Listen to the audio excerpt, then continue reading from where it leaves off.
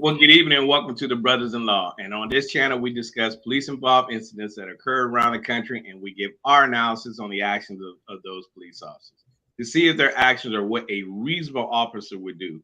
We also look at the actions of the citizens to see if they have followed our acronym of C.A.L.M, which stands for comply, answer questions, listen, and move on. Would their situation had turned out differently? Now, you may agree or disagree with this, but by the end of this video, we hope that you get a better understanding of how these incidents unfold. So if you're new to our channel, I was a Virginia State Trooper for 7 years, and I'm a retired Navy Chief Petty Officer, 21 years of service. And my co-host is Mr. Michael Bradley. Welcome, Mike. Hey, good to be back. Good to have another show on. We got a good video lined up for you. For those of you who may not know me, I'm a retired police officer of 26 years in Northern California. I'm also a 6-year Army vet. And on this show, we like to give our opinions on certain police incidents and try to educate the community on what police officers do and why they do it. You know what I'm saying? Before we get started, one of our viewers sent us a video, a very I don't know if you say well known, but I know her through some reality shows. There was a reality show person, I think her name was Jocelyn Hernandez. A lot of people may have seen that video going around, her acting a fool in the back hallways of I think it was the Mayweather fight she was seeing. Anyway, she ended up getting arrested because she was out of control, talking, yelling, screaming, and threatening officers and just behaving real badly. And rightfully so. She got arrested because of that, her behavior. I just wanted to bring that up because I wanted to let our viewer know that we did not ignore him at all. We saw the video, and Corey and I just didn't think it was detailed enough to do a full show on it. That's all. But I at least wanted to mention that video because I did see a lot of our viewers may have seen that too on YouTube because it's going around. Jocelyn Hernandez acting a fool in the back of a fight, and she ended up getting arrested because she was acting a fool. You know what I'm saying? Yeah. She even attacked one of the officers. I don't know what was going on with that chick. I don't either, man. You know what I'm saying? Yeah. So, I mean, but still, keep sending us your videos. We'll definitely get them on when we can. We got one, another viewer of ours sent us earlier today.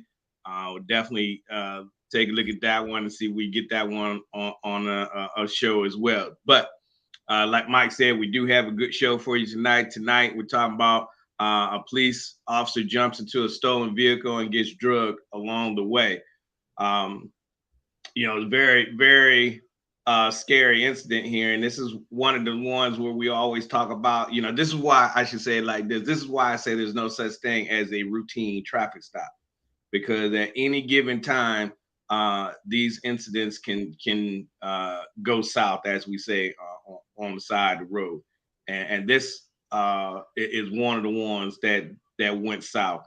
And so we'll talk about it. We'll look at the actions of the police officer. And like I said in my intro, we'll look at is the actions of the police officer or what a reasonable officer would do. And we're going to look at the citizen and his conduct. Talk about the acronym C.A.L.M, right? What does it really mean? Well, it means to comply, answer the questions, listen, and move on. Had this young man done these things, would his situation had turned out differently? And so we ask that you all join in the conversation with us. Let us know what your thoughts are on this video, the actions of the police officer and the actions of the citizen involved in this incident. We like to hear your feedback and what your thought processes are on these actions of both sides, and what are the takeaway points in these types of incidents. So before we get into it, as always, first time watcher, please go ahead and hit that like button for us. Subscribe to the channel by hitting that like button and getting us into the YouTube algorithm. And the more likes we get, the more they put us on people's timelines and get us out there and get our channel growing. So hit that like, share, and subscribe button for us. Also, too, don't forget to head over to our merch shop. If you haven't picked up your Brothers-in-law t-shirt, please go over and help us out and get you a nice little Brothers-in-law t-shirt at the Brothers-in-law .myspreadshop.com. Got a lot of nice products and things on there that we're sure you'll like. Outside of that, Mike, you want to go ahead and set it up? Yeah, this is an incident that happened in June of last month. Matter of fact, and it was in Michigan. And these officers, they were on patrol, routine patrol at nighttime on the night shift, and they saw a Jeep that was speeding. So they decided to pull this Jeep over, mainly for speeding. Now, keep in mind, folks, when Corey and I talk about these videos, we are putting ourselves in the shoes of that officer, and we are telling you whether we would have done this, or whether we would have behaved this way, or what actions we would have taken at certain points in this video. So we telling you straight, bottom, honest truth of what's reasonable, like Corey say, what a reasonable officer would do. And this is a pretty good video because it gives you an idea of how an officer ends up getting caught inside the driver's compartment when the driver decides to pull off. How many cases we've seen like that, Corey, where officers end up, they get into a car, or they partially get into a car, or they try to pull the driver out of the car, right? And the driver takes off. Now they're forced with a decision to either keep holding on, or they may, if they let go, they might get hurt even worse. And this shows a pretty good view of how that could happen. Yeah. This is about a 14-minute video, I think it is. But of course, we won't go through the whole entirety of it. We'll watch the first few minutes of it, critique, and then play the end portion. But the link to the full length of the video is down below in the description down below. So if you want to take a look at it afterwards in its entirety, please feel free to do so. But yeah, this is how it happens, right? And this is what I don't think people really see or know about the job of law enforcement. And you just hear the bad side of it, but we really don't oftentimes see the whole build up to these incidents. We always catch the tail end, what the media wants to show us, and what happens. But the initial stop for this, Mike, I believe was for speeding, and then there were some other indicators that popped up in there, which led the police officer to come to the conclusion that this incident was going to go south. Real quick. I don't want to spill the beans, but yeah. So without further ado, folks, and I'm gonna go ahead and apologize. There is a couple of commercial breaks in here, but as usual, I'll skip through those. But just want to give you a heads up, and there's quite a bit of profanity in this, so we apologize for that in advance. I see you, Stacy. I see you, Tom. We missed you last week, Tom. I see you had a crazy work schedule, though. Yeah, man, we missed you. So welcome, everybody. How you doing tonight? Officer Jelly, you know why I'm stopping you? Probably that was sliding back there, my four-wheel drive was acting up. Okay. Yeah, you were sliding back there, and then the reason for the speed is what? No reason. I'll be home. Okay. Is that your driver's license? Yeah, driver's license. This car registered to you, sir? Yes, sir. I saw it's a manufacturer plate. Yeah. Where's it come back to? Still come back to the dealership. The dealership? It was recall my last one. Okay. What dealership does it come back to? I still got one of not Farmington or manufacturer. I'm not sure. No, I had a recall my last one. Gotcha. Okay. The same. Now, keep in mind to the start of his story so far, y'all. He said his vehicle was recalled, so that means you had to go to the dealership, pick up another vehicle, and take the loaner away, and you don't know where the dealership is, what dealership you got it from. The red flag number one. Yeah, that red flag number one. That's what that. I mean, what do you think, Mike? Is that wrong to think that way, or No, that's the way a police officer should be thinking is okay, this story right out the gate ain't matching up.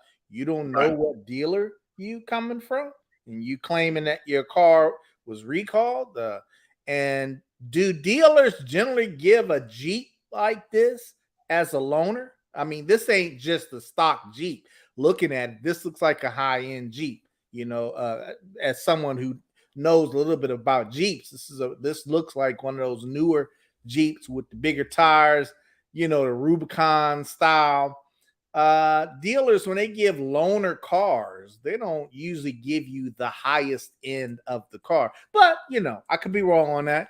Some dealers, I can't speak for dealers, but that's something that I would be thinking too. Like, and then the manufacturer's plate. And the big thing, like you said, Corey, is you don't know what dealer you just came from with the loaner car. That don't Right. make sense. No, like I said, that was red flag for me. Now I got to start thinking, okay, I'm gonna start digging now because what you're telling me thus far, you don't know where this vehicle came from. So now you want, I need to find out. If you don't know where it came from, then what am I supposed to think now at this point? Right. Possibly a stolen vehicle. And keep in mind, folks, that is the job of a police officer. It's not just to have a blind eye of you stop the car for speeding. It's not just that. You're not supposed to put your blinders on and just say, okay, I stopped the car for speeding and I'm going to give them a ticket just for speeding. I'm not going to look at nothing else. I'm not going to notice anything else. I'm not going to notice the hole in his story. That's not good police work. The job of a police officer is to find crime.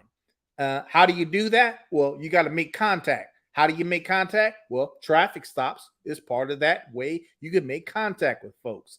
This is a situation where they made contact with an individual for speeding, and they're starting to unpack the incidents and elements of this stop to see it's sounding fishy. So they're supposed to keep digging. You see what I'm saying? They're supposed to keep digging to try to find something else. Okay, something ain't right here right at the gate. I know this. So I'm going to keep questioning, or I'm going to keep verifying and checking stories to make sure this is all on up and up. That's what you want your police officers to do. Right? 100%, bro.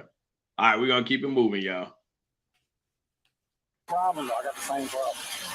Right here it says, sir, four-wheel drive. Okay. Yeah. Nothing in the car I got to be worried about, right? No, sir. Okay. Next side for me. Yeah. Quickly, responding officers determined something is off with Brezzell's license plate and driver's license. Officials eventually determined Brezzell presented them with a fake driver's license plate, and insurance information.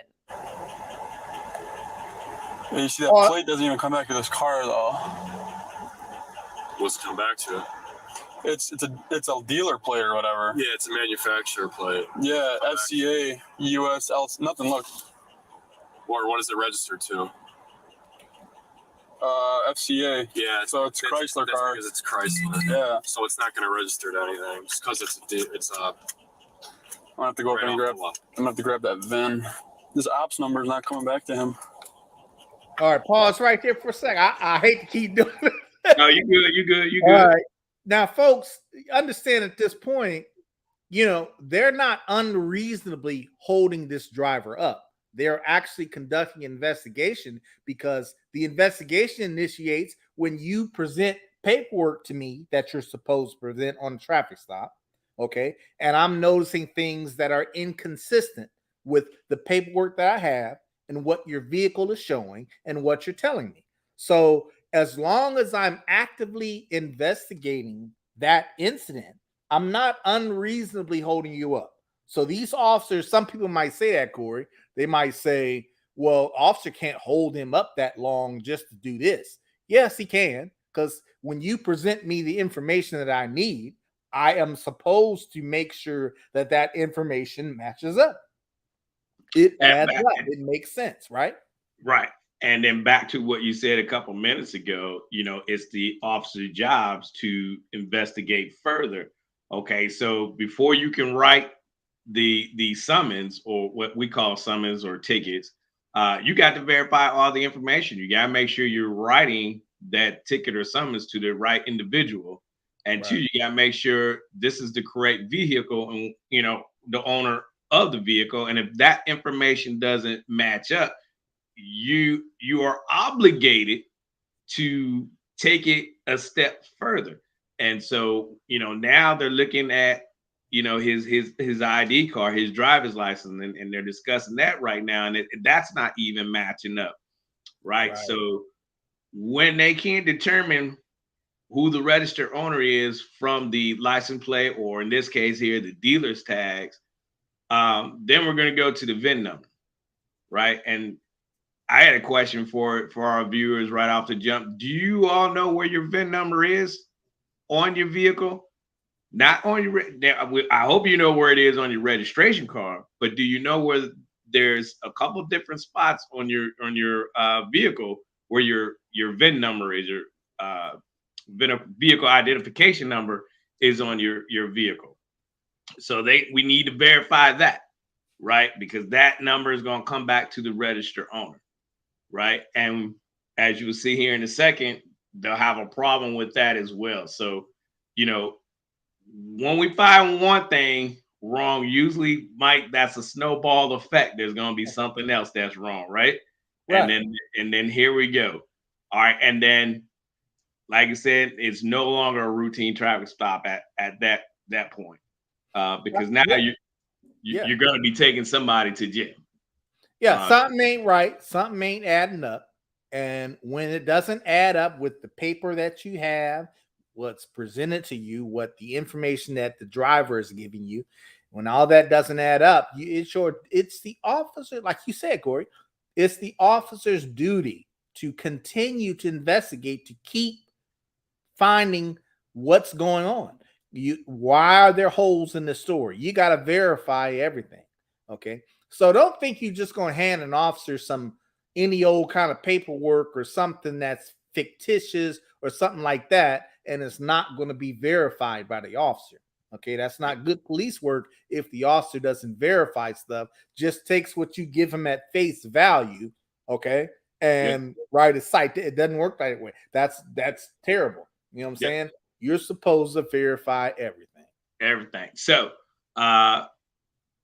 what we'll do is take a quick second and Tone answer the question for us. So if you are on your driver's side of your vehicle and you look down inside your windshield in the bottom left corner right there, you'll see a little plate, and it'll be riveted into your console, top console, your dashboard there.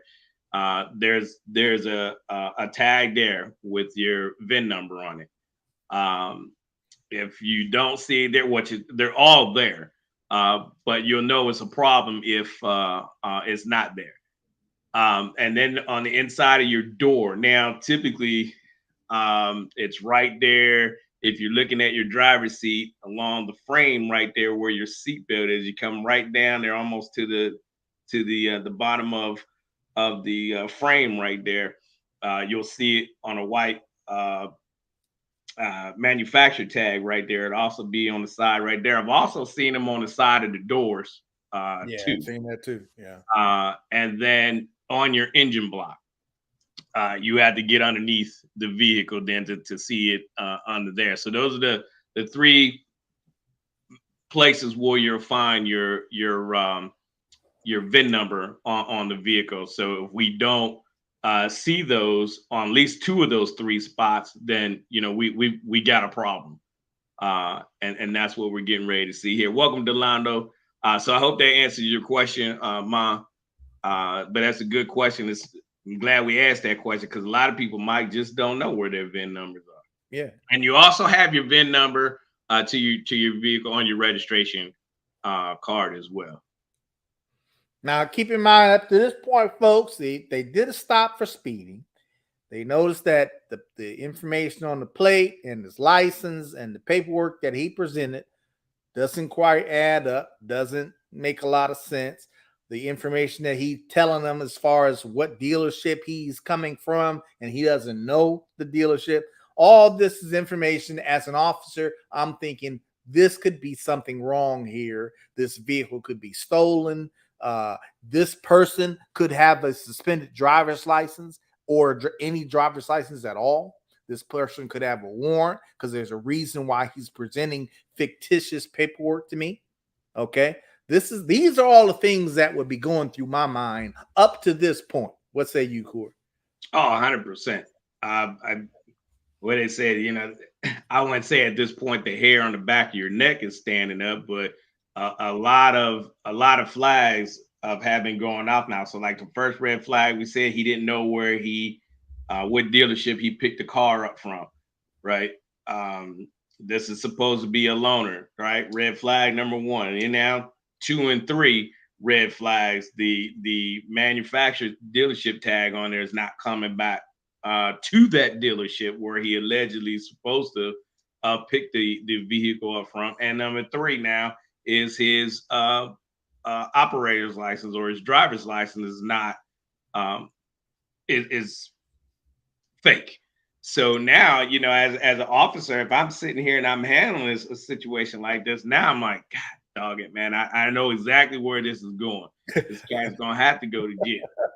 Right? Know something ain't right. You know what I'm saying? You already know. So at this point, I'm calling for and because we're at this point, I'm doing all this stuff by myself. We didn't have, I have shift partners, but nobody in the car with me. I would be by myself. So at this point now, I'm calling for, another unit to come and assist, especially when I'm ready, to get him out of the vehicle. So this is where we are up to this point. Everybody who's just joined us.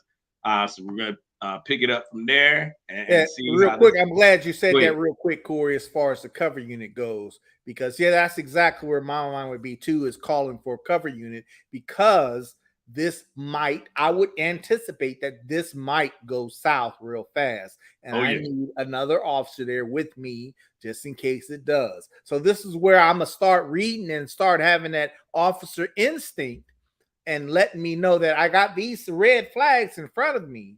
So like you said, that is reasonable for me to call a cover unit to be with me, to keep an eye on this guy, do what the cover officer is supposed to do, while I continue with my business here. That's a good point. Yep. All right, y'all. We're going to keep it moving. 3, 3, 2, 7, 0.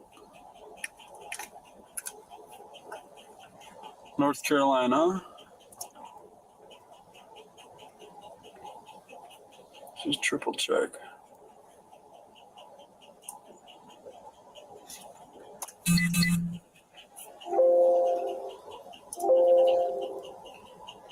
This driver's license number comes back to Jose Alvarez. Jose Andrews Martinez. Is that a different guy? Yeah, completely different. Have you considered going solo in Virginia but afraid of the huge price tag? Most people don't know this, but almost 100% of homeowners. Let me see this one. This is a fake. That's what I felt like in my hand. Because what does that say on his name? Paul Myers. Why is this says Jonathan Youngblood? The officer then approaches the vehicle again to search for a VIN. No, I'm just making sure the VIN matches up. That's it. Right down where you see his flashlight is. Everyone, for those of you who don't know where that VIN number is, right where you see his flashlight shining right there, just right there in the bottom of the windshield right there on the dashboard in that corner, that's where the VIN number would be.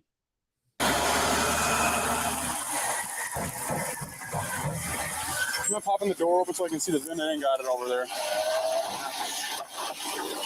Should be right here on the inside of the door.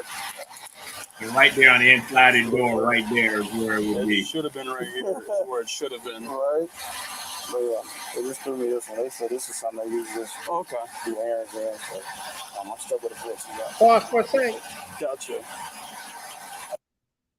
Now, the only thing I would have done differently up to at that moment, Corey, is once I knew he gave me a false driver's license, I'm not worried about the VIN at that point. My concern now would be the driver.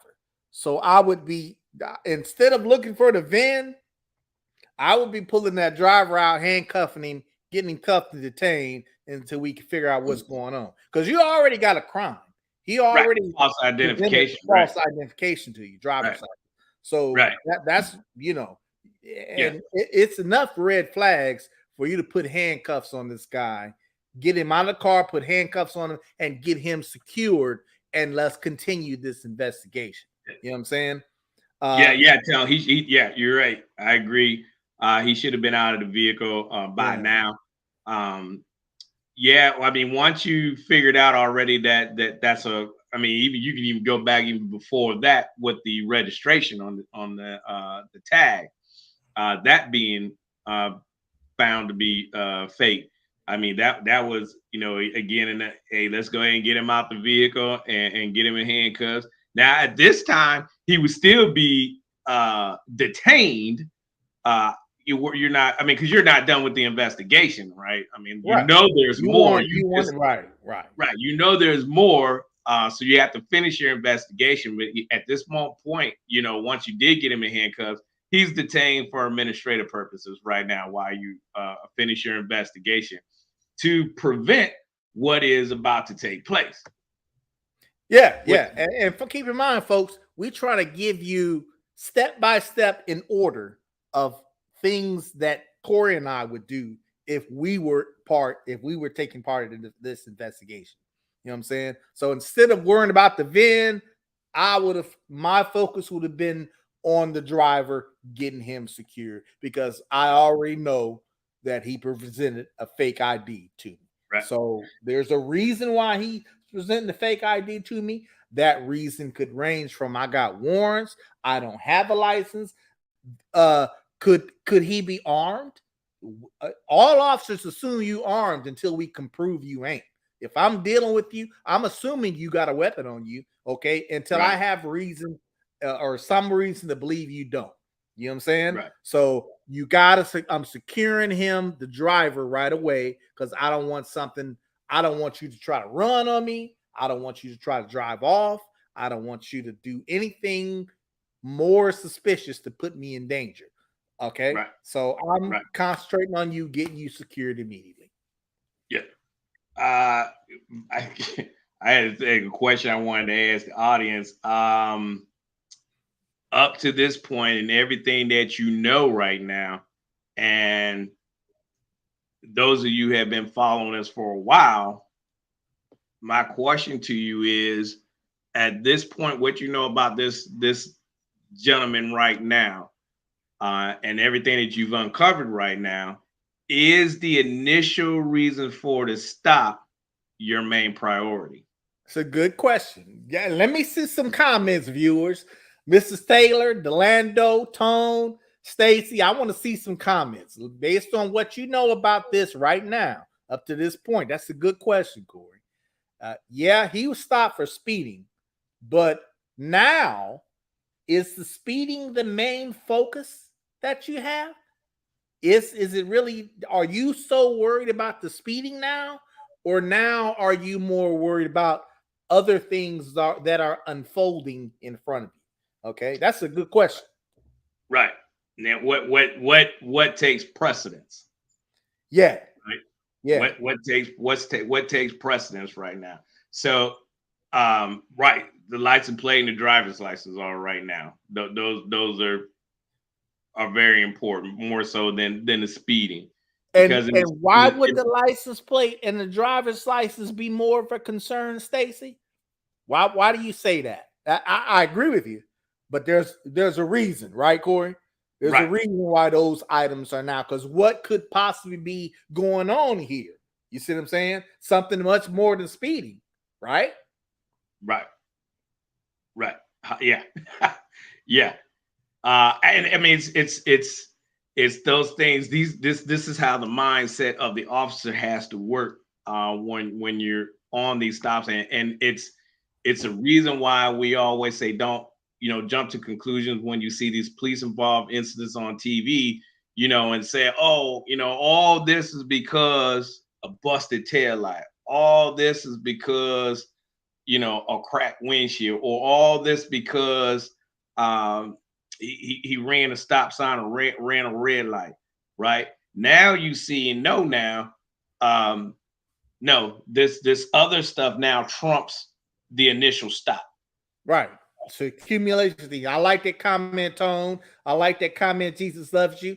That's right. When you find out the DL is fake, that's definitely enough to put you in handcuffs, because there's a reason why you giving me a fake ID. Yeah, presenting a fake ID in itself is against the law. But why are you giving me a fake ID? Why don't you want me to know who you are? This is what I'm thinking about as a police officer. Are you a murderer on prowl? You know what I'm saying? What's the reason? You gotta look past what's at face value. You know what I'm saying? Delando, absolutely right. False IDs and the VINs are primary. Good comments. I like these comments coming in right now. Yeah. Great question. I mean, keep it coming in. And this is our hope for the channel is that you learn something from this. So, like I said a few minutes ago, as these incidents unfold, you start thinking. Like we used to say in college, you took a class in critical thinking, right? You got to think that the who, what, where, when, like you just said, Mike. Well, why does he have a fake ID? Why is he presenting that to me? Why does he not want me to identify myself? There's a reason why folks do these things, right? And you talk to police officers long enough, and you just hear like a lot of their stories of the types of people they take into custody because they lied about who they were. It'll blow your mind. Like this, it happens a lot. I mean, these people that you're dealing with in situations like this one here are career criminals. All right, they're not going to tell you who they are. They're going to make you, as a law enforcement officer, do your job and do the investigation, because they're not going to jail. That's why he's doing it. I'm not going to jail, right? And you have to figure out. This person is prepared to tell this officer or show this officer anything to put him off of what's really going on. Good comment, Stacy. License plate ain't real, and he don't know where he got the car from. He doesn't know it's possibly this car stolen. There could be something way more serious going on here that this stuff is just a precursor to. You see what I'm saying? This is how you need to be thinking as an officer. You could get killed right now. This person could all of a sudden produce a weapon and shoot you. You know what I'm saying? This is how an officer, based on these red flags, you got to be thinking that way. You know what I'm saying? Yeah. And how do you know he's now also involved in this child sex trafficking? And that is huge. It could be anything at this point. Anything that's at this point. Exactly. All right, y'all, we're gonna keep it moving. You have the what? I don't remember. Some here or nothing for the VIN? No, the only other place for the VIN would be under. I'd have to check the chassis, but I'm not going under there right now. We'll figure it out in a second here. The VIN on the inside door is taken off. Oh, so stolen. I don't know if it's stolen, but that's another red flag. That is stolen. That VIN was taken off. Okay, that's it. Everybody knows it's illegal to remove that VIN plate, any VIN plate on a vehicle. It's illegal just to remove it. Okay. Yeah, that is a felony offense. Yeah. So that's another red flag.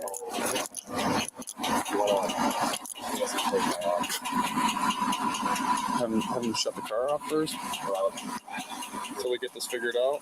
But it's when officers approach the Jeep for a third time that Brezzell takes off, with the officer halfway inside the vehicle. All right, you have to shut the car off. Shut the car off for me real quick, bud. See if there's take your seatbelt off for me. Okay. Yeah, take it off. I'm ready to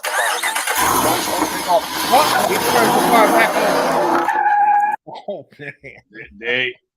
And so it begins. And so it begins. It gets real interesting here, folks. So keep watching. But so it begins. Why did he tell him to turn the car off? Because he don't want him to take off on it. Right. Why did he tell him to take his seatbelt off? Because he getting ready to pull him out of the car.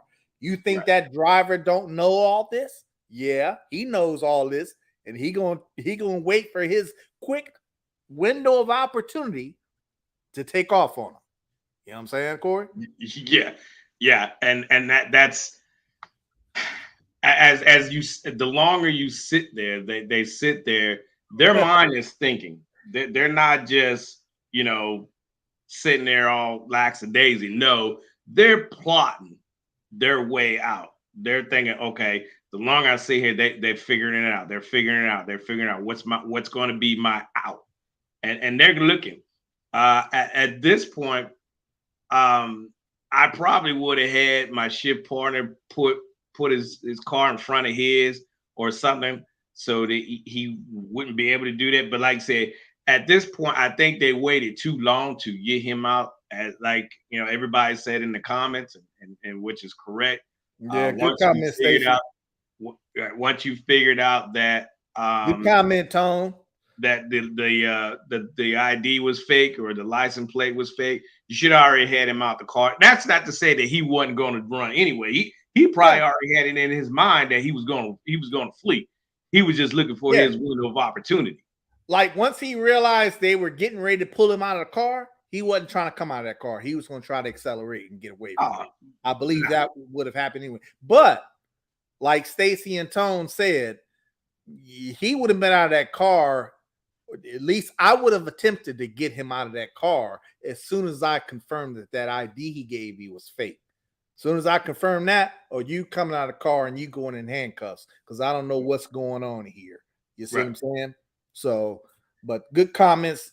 We getting some real comments. Good comments. Now keep in mind too, Mike, there is no right or wrong way here that they're doing thus far. Now, you just hearing what you and I would do. Even our viewers thus far would have taken him out of the vehicle different times, like Tone said, 3 times on the approach. Well, I mean, that's not unusual. That's okay. Unusual, but you're gonna your job is to make sure you got the I's dotted and the T's crossed, right? Because if you're gonna take this individual into custody, you don't make sure you got your ducks lined up in a row. You don't want to falsely arrest somebody and then kind of find out that his real name is Hector or whoever it was on the ID card, or what I'm saying, and now you got to unarrest him, right? Yeah, and that's a headache in itself. So it's you're not rushed for time, right? I mean, we're technically Monday morning quarterbacking this, right? Yeah, we're not there in real time, but based on our experience, though, Mike, yes, I think we probably would have got him in cuffs a lot quicker, and then the rest of what we discover will probably be, follow on to what we've already discovered. But yeah, I always think it's important that the faster you get him into custody or in handcuffs, the safer, right? The safer, right? There you go. I agree. Hey, keep in mind, folks, remember, being handcuffed does not mean arrest. It just means you detained. Handcuffs are a safety tool. You know what I'm saying? Right. If I feel something ain't right here, I can put handcuffs on you if it makes me feel safer as an officer. I'm going to put handcuffs on you and you're detained until I have enough elements here to say that now you're under arrest. So you could be handcuffed, sitting there or whatever, and just detained. And if I see that I can't prove a crime here, I could take them cuffs off and let you go. Like, okay, brush off. Sorry about that. You know what I'm saying? Now, some departments may require the officer to do a report if he puts handcuffs on them, which is fine. You know what I'm saying? But being handcuffed doesn't necessarily mean that you're under arrest. It just means that you're detained. That's it. Okay. Right. And hence is why you're detained. Right. Right. There you go. All right, y'all. We're gonna keep it moving. Folks. Dash camera video shows the same moments from other angles. This dash cam video, so there's no audio. But this is where they're asking him to step out of the vehicle. You see the officer try to grab the steering wheel, and he's at a point where he's half in and half out while the vehicle is accelerating. Right. Now, if he lets go, he's falling down at a high rate. As Brezzell drives off, the other responding officer rushes to his squad car to follow.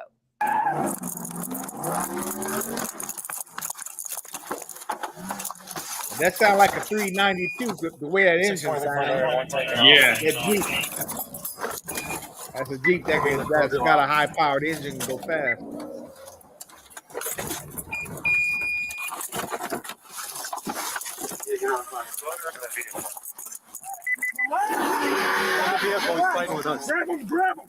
Grab him! Hey! Listen, relax. Anybody has a big dog and they want You can hear the acceleration up when he put his foot on the accelerator, on the gas.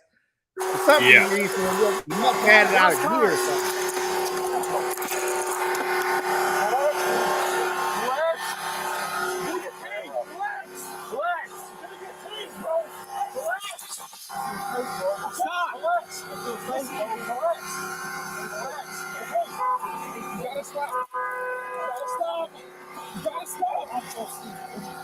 You gotta stop, dude. Okay, relax. Hey, he gotta stop pulling on me, bro. You gotta relax. I feel safe, bro. Come on, this is hell. Relax. We're not gonna shoot you. Relax. You need to relax. Hey, out of the car. Look at me. Hey, I'm gonna go. So my question is, to this point, and you're that officer. What is going to your mind right now? You are now being drugged along in this vehicle with this guy. What is your thought process? I know where you're going with this. What is your thought process? I mean, I understand where he was going with it. I understand why he did with that. That was just an initial reaction. That's how officers are, right? We see you getting ready to flee or run, boom. It's a natural instinct for us to jump and grab and try to stop you. And I get that because I was involved in the situation one time, and the young lady was asleep in the car in the driver's seat, and with the engine still going. It was not in park. She actually had just had her foot on the brake. And as I was knocking on the window of the vehicle, hey, yelling at her to wake up, get up.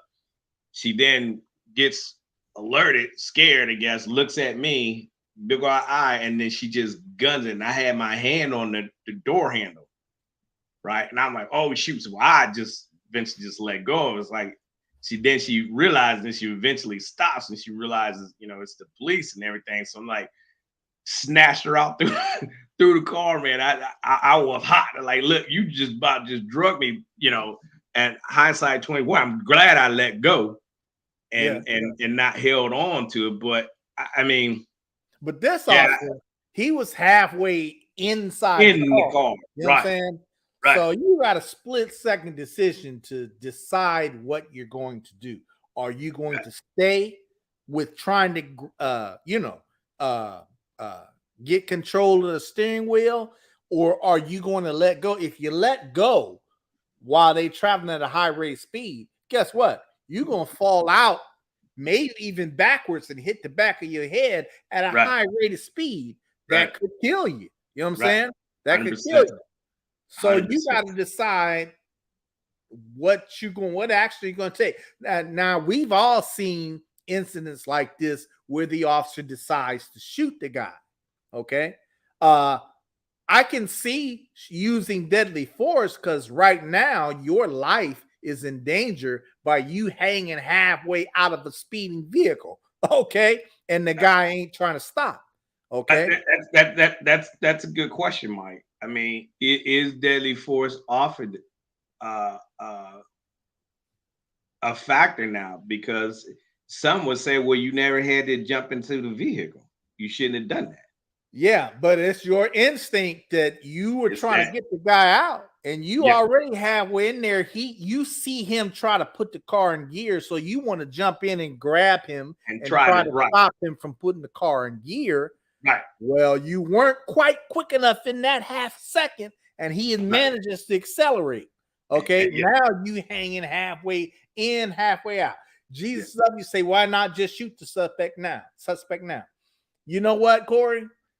I don't know. I mean, if the officer decides to shoot him, again, that's another good question. That's another good question for the viewers. At this point, 2 questions. 1, is deadly force authorized in your opinion? 2, if so, would you shoot? You are the officer now, viewers, and you are this gentleman in this car. And now you have to make that decision. Is deadly force authorized? And if it is authorized, are you shooting? What say you? Let us know in the comments below. What do you do at this point? Well, first of all, it has to present itself. I mean, you got one hand holding on for dear life, possibly. You got the other one trying to get the car out of gear, get the ignition, get the car stopped some kind of way. Are you going to be thinking about using deadly force, or are you going to be more into trying to get the vehicle stopped? And this situation, Corey, that's tough. This is why we bring this up to our viewers, because we want you to see how difficult of a decision this is. If an officer decides to shoot, I can understand why. If an officer decides not to shoot, I can kind of understand why. You see what I'm saying? Well, so, what do you do, folks? I want to see some comments, because you have to. This is how fast you have to process this stuff, and this is how fast an officer has to make that life and death decision. Right. I think we all know what Jesus loves you would do. Right. We all know what Jesus loves you would do. Right. Okay, Stacey says not shoot. I'm going to try to get the vehicle stopped without injury. Okay, there's nothing wrong with that. There's nothing wrong with that. Nothing wrong with either of them, I think. No. It just depends on your mindset at that moment, at that particular moment. Well, here's the thing, Mike. Here's the thing. If you're going to shoot, you better be able to articulate your reasoning of why you shot. That's right. What was your reason for shooting? What was your fear factor? All right. Mm-hmm. Because like I said, some people will say, well, you should have just let him go and just pursued him. Yeah, but letting him go would mean that officer would have to let go of the steering wheel or whatever he had a grasp of and risk falling out of a speeding vehicle and getting then they'll say, well, he shouldn't even reached inside the vehicle.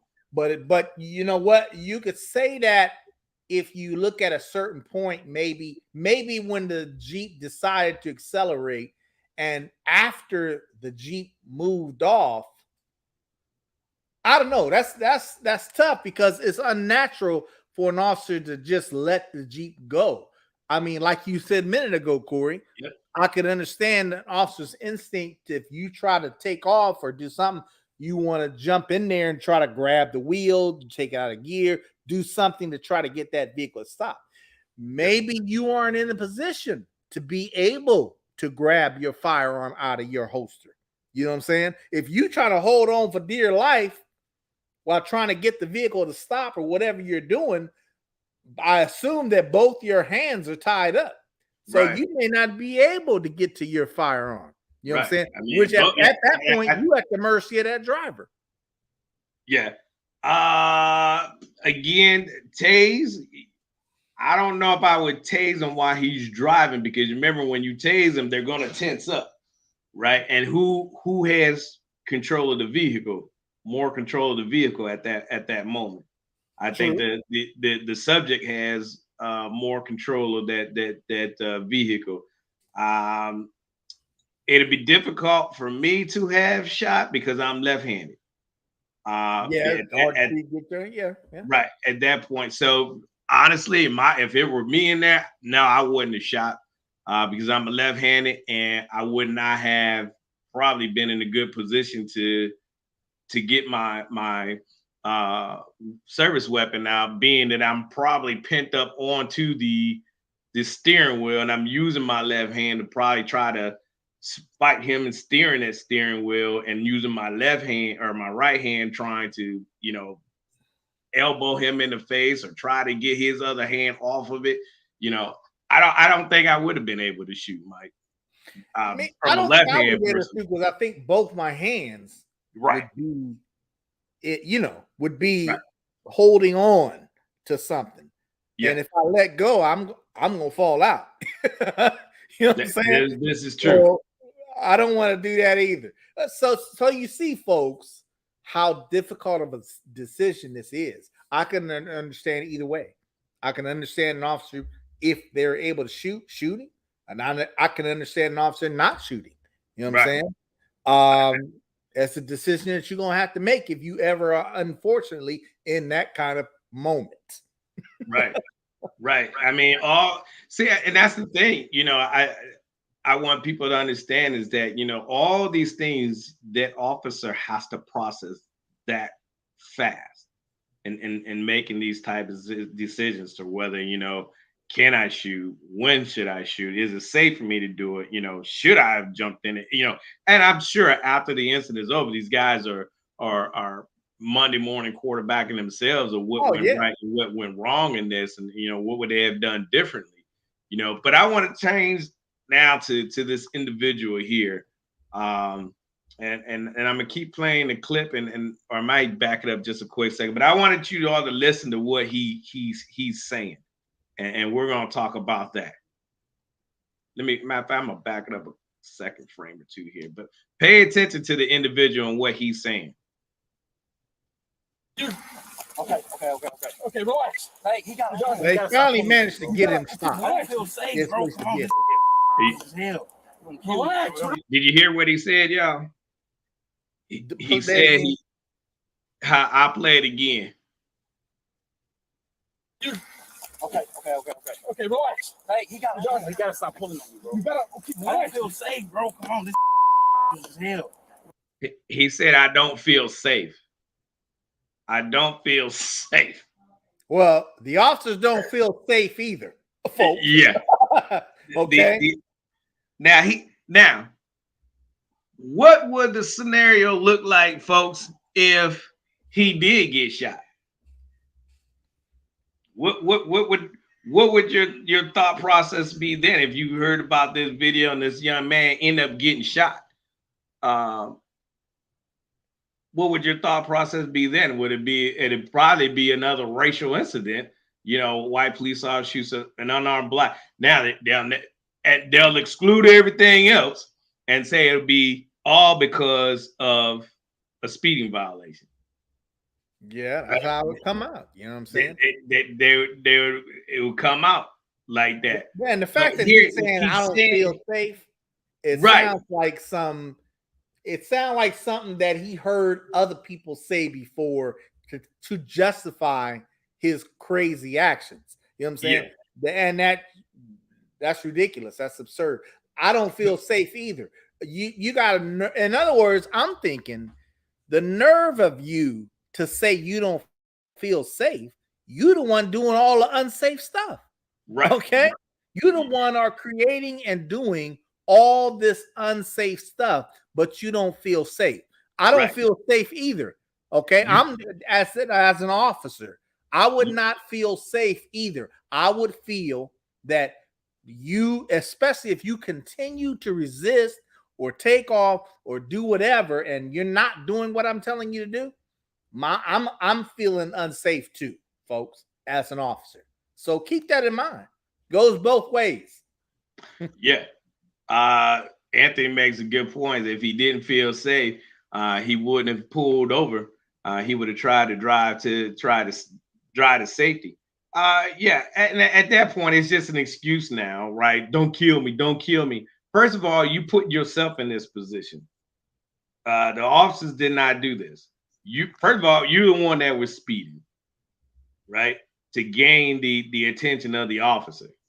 Second of all, you're riding around in a stolen vehicle, missing the VIN plates to that vehicle, false identification, and improper display of license plate or fictitious license plate, however your statute is written.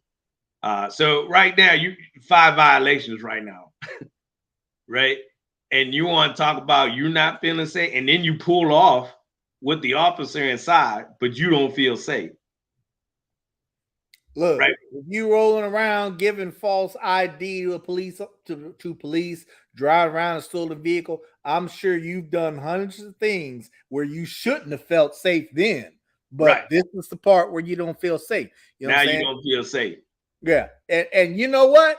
If you don't feel safe, do what you're supposed to do. Do what the officer is telling you to do. You can see here, this guy still ain't really complying of what the officers are telling him to do. No, and that's why I say at this point, this is where these career criminals have to get into their head that, all right, they figured out this is stolen. They had to figure out by now that I'm not who I say I am. My ID is fake. I said, man, I'm going to jail. Just take that L, like they say, Mike. You have to know when the gig is up. You can't. These young folks can't keep doing this, because now, when you pull off like that, thank God his life didn't end, but now it could have if he had the wrong officer. And the headline would have read, "Unarmed black guy shot and killed by police over a speeding violation." That's what the headline would have read. Yeah, it's just completely misleading, isn't it? I mean, is it factual? Those facts do match, but what doesn't match is that's not, if this happened in this situation, that's not why the officers would have shot this guy. Because of speeding violation. We way past the speeding violation. Past it. Remember our viewers that said what you should be concerned about now? We're way past speeding. Okay. We on something completely different. Yeah, speeding was the reason you got stopped, but we on something completely different. But keep rolling that video though, because I want them to hear what the officer says. Oh yeah, okay. With that. So let's keep looking. This almost relax. You need to relax. Hey, out of the car. Look at me. Hey, I'm gonna get out. No. All right, relax. Listen. Get off the accelerator. We're fighting the car. Get out of the car. Okay, you're gonna get right now. Okay, I'm getting tased out, bro. He's getting tased. Tase me, bro. Get out. Tase me, bro. Get out of the car. Get out. Okay, let me come. I'm in my shirt, bro. No, you're getting out of the damn car. I'm gonna get out the car. No, hey, right now. I'm gonna get out the car. No. Look at me, bro. I'm gonna get out the car. Get out the car. All right. Step out. All right, bro. Step out of the car. All right. All right.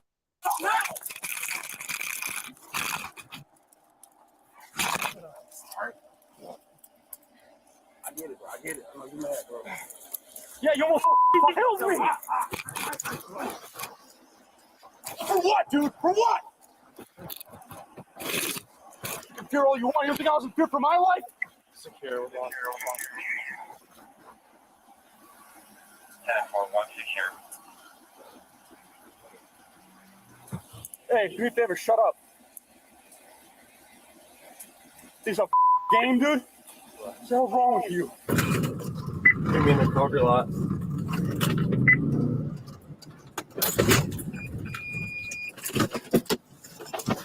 And that's just another angle the police. But and I got the reason I wanted the viewers to see that because the officers, they get emotional too. They should be. Like that officer said, I'm in fear of my life too. You almost killed. You could have killed me. Okay, because I'm hanging halfway in the car, hanging halfway out. You wasn't concerned about the officer's life. You was only concerned about getting away from the foolishness you was doing. You know what I'm saying? So that's why I say the nerve of you to say I feel unsafe. You should feel unsafe whether I'm here or not. With the bull stuff you doing, okay? You should feel unsafe all the time, okay? Because you rolling the dice of life. Because at any day, what if you jacked the wrong person? That's right. It's like, you know what, Corey? You got a right to shut up. Right. Like that's an emotional response to an officer almost being seriously injured and or killed. You know what I'm saying? Yeah. That's an emotional response that I ain't got a problem with. You know what I'm saying? No, you got a right to shut up because I don't want to talk to you right now. I just need to get you secured, arrested, and booked into jail. I don't give a shit about your statements. I don't give a shit about none of that stuff. Yeah. I mean, I have no problem with that. Heck, he might have been, real easy with, and I will say on the behalf of those officers, they maintain their professionalism the whole way through. They never cursed him out, never called him out his name, and I think they would just say, "Dude, relax. Just stop, trying to, get him to comply." But he chose to still resist and still fight them. And all these actions he's displaying here is just continuously racking up more and more charges. And if he would have just complied, answered their question, listened, I mean, he was moving on. He was moving right on to jail. He wouldn't had to take on these extra charges, fleeing, resisting, assault and battery on an LEO. So now he's up to probably about at least 10 charges right now at a minimum with everything, and it's crazy because these career criminals, and you may not like me saying that, but I don't care. These career criminals know the judicial system. They know, right, that if they get caught to go to jail before the ink dries on the paper, they're back out on their own reconnaissance, sign and go. They're right back out. So to resist and to go through all this, to put not only his life in danger, but the officer's life in danger, is nonsense. At this point in the game, the way that the system is now, these guys are going to get out before the ink dries on the paper, go to jail, get booked, processed in, and you're out in 72 hours the most. You're back out on the street. It's like this person pushed the limit all the way up to the wall where an officer has to decide now, do I shoot you or not? Do I need to take your life or not? You know what I'm saying? You put him in that situation. Yeah, you push that all the way up to the wall, and then got a nerve to say, now I feel unsafe. Now you feel unsafe, man. Get out of here. You pushed it all the way up to the wall, okay? Yeah, to where either you could get killed or not, and then you want to say I feel unsafe. Now I feel unsafe. That sounds absurd, don't it? Especially when he could have just stepped out of the car and been arrested, and now they've been in it. You wouldn't have no reason to feel unsafe. Okay, and been right back out on the street in the next 24 to 48 hours, depending on how fast he get in front of the judge. I mean, and folks, the big thing we want you to take away is we want to give you an idea, like Corey and I explained throughout this whole video. We wanted to give you an idea of what we would be thinking as officers from start to finish, how this investigation unfolded, how this started, how it continued on, how an officer is supposed to dig. A lot of people would have a problem with that. Why he digging so much? Well, as you can see, this is why. He already was getting red flags that built up to this point. You know what I'm saying? And that's what an officer is supposed to do on traffic stops, on contacts. You don't just accept stuff at face value. Obviously, ultimately, your job is to look for crime. Criminals ain't just gonna come to you and say, "Hey, I'm a criminal doing something illegal. Go ahead and arrest me." Don't work like that. You got to go out there and look for it. You know what I'm saying? Yeah. Sometimes it just happens in front of you. Sometimes you got to hunt it down.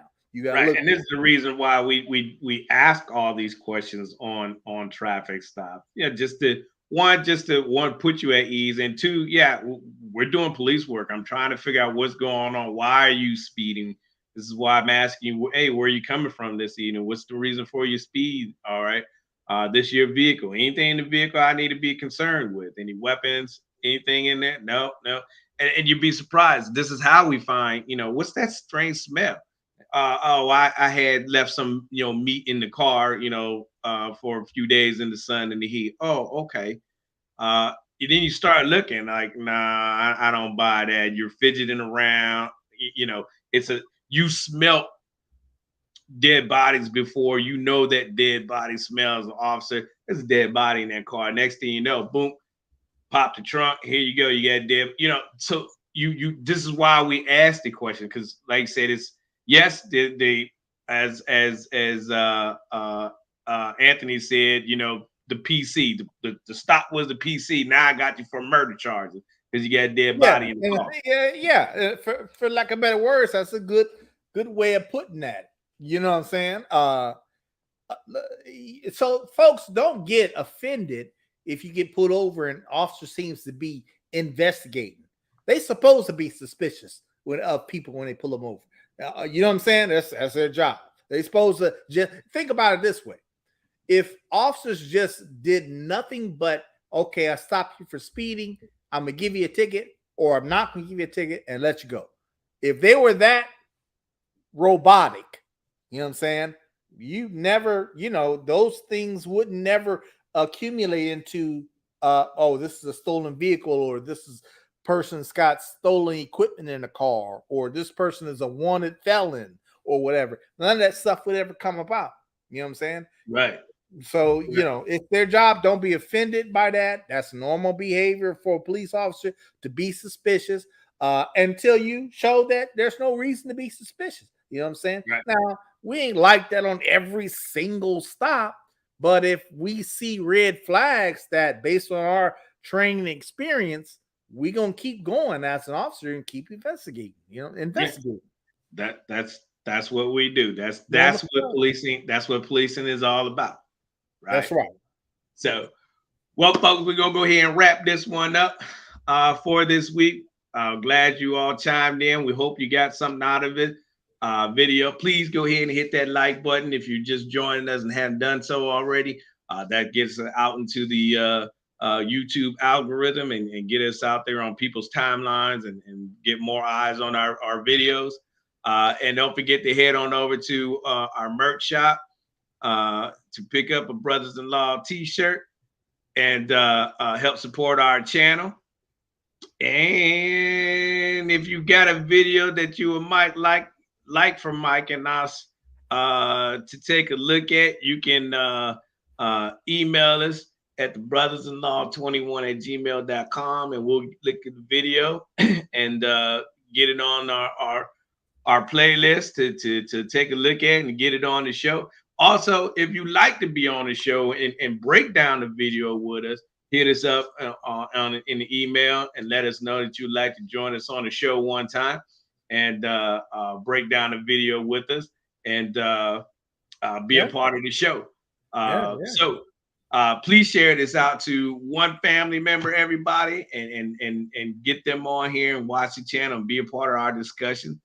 We'd love to have them on as well. So, Mike, final words. Hey, thanks for joining us, Tone. I see you. Stacy, thanks for joining us. Mrs. Taylor, Delando, Jesus loves you. I see you on here. Appreciate you guys tuning in. And we got some good comments on this particular show. So that's good. We got some good interaction. I like that. We love how that works. You know what I'm saying? And you guys have a good weekend and be safe. Be safe, and we'll see you all next week. We love you. God bless, and be safe. Remember to stay calm. That's right.